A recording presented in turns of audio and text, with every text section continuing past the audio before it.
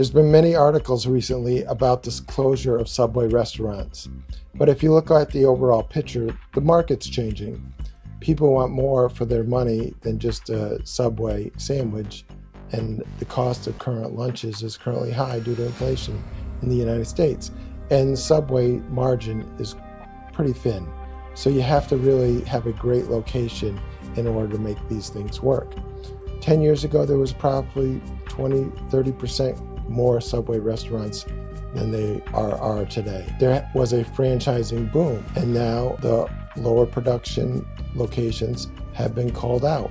And this is typical in business. You want to get rid of the lower producing so you can focus on the stronger producing markets. So how does it influence the real estate market?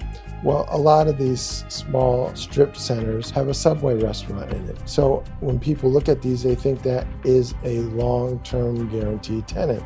Well, if you look at the number of Subway restaurants today versus 10 years ago, there's an incredible difference.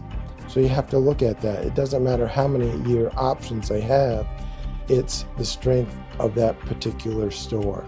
And store by store, it's a totally different story. Another thing we have to look at is there's a lot of articles specifically in the last year that 600 Subway restaurants plus has closed. Well, again, we have to look at the markets.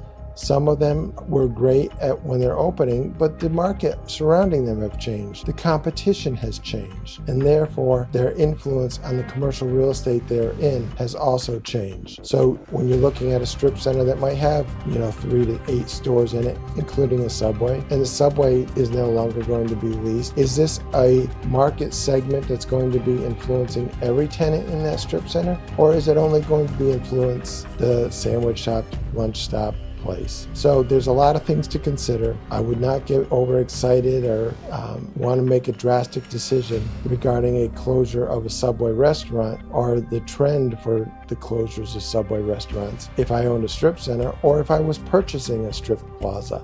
It is case by case, particular markets. Yes, there is a trend, but that has the over influence on that particular store is the current buyer and what they want to do as far as spending and how much they can spend on a lunch meal or a dinner. And is this competitive in the fast food, quick service restaurant marketplace?